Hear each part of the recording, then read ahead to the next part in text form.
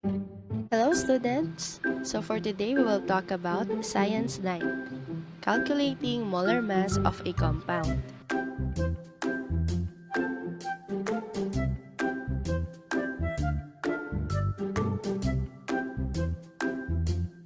So what is a molar mass? It is the mass in grams of 1 mole of a substance or a compound.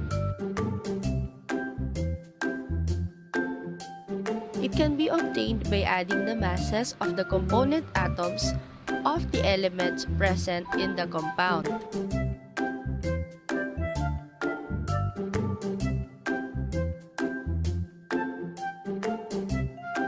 How to solve for the molar mass of a compound? The first thing you need to do is to identify the elements present in the compound. So for example, we have here carbon dioxide.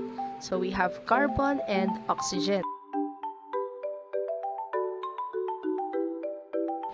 Next thing that we need to do is to determine the number of atom per element. So we have here a chemical formula, C12H22O11, or the chemical formula for sucrose. So we have 12 atoms for carbon, 22 atoms for hydrogen, and 11 atoms for oxygen.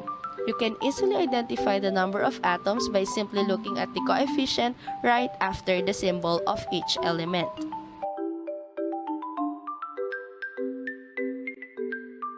Then, we need to identify the atomic mass of each element. So you can obtain the atomic mass of each element by looking at a periodic table. So we have here an example for hydrogen.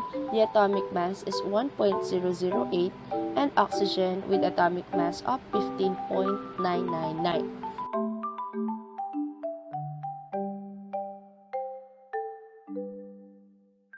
Then, we need to multiply the number of atoms to the atomic mass of the element. And then finally, get the sum of the masses with the unit of gram per mole.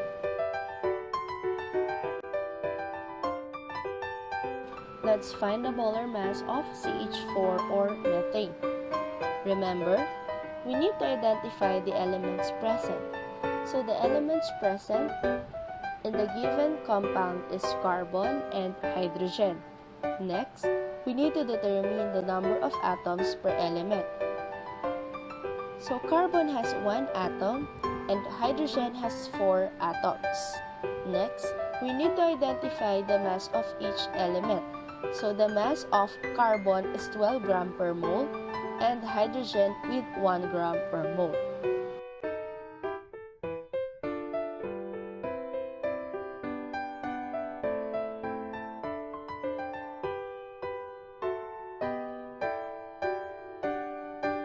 Next, we need to multiply the number of atoms to the mass of each element.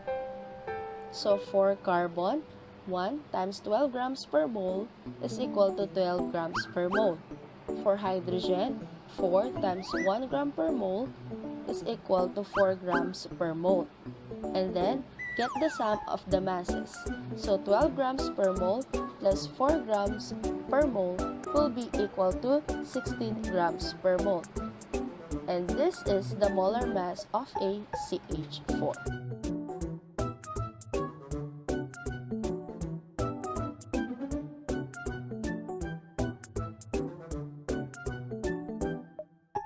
So now, try this. Calculate the molar mass of Fe2O3 or iron 3 oxide.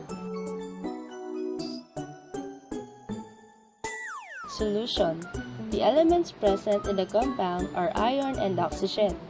Iron has 2 atoms and oxygen has 3 atoms. The atomic mass of iron is 56 grams per mole and the atomic mass of oxygen is 16 grams per mole. Now, we will multiply the number of atoms to its atomic mass.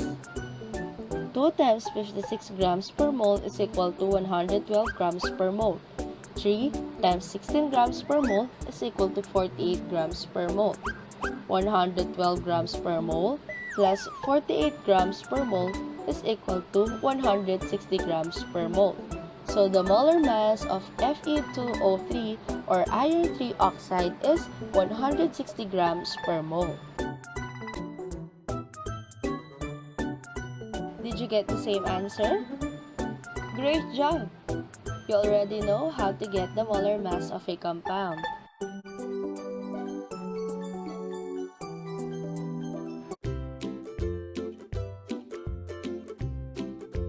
Thank you for watching. Again, this is your teacher Princess saying have a scientific day.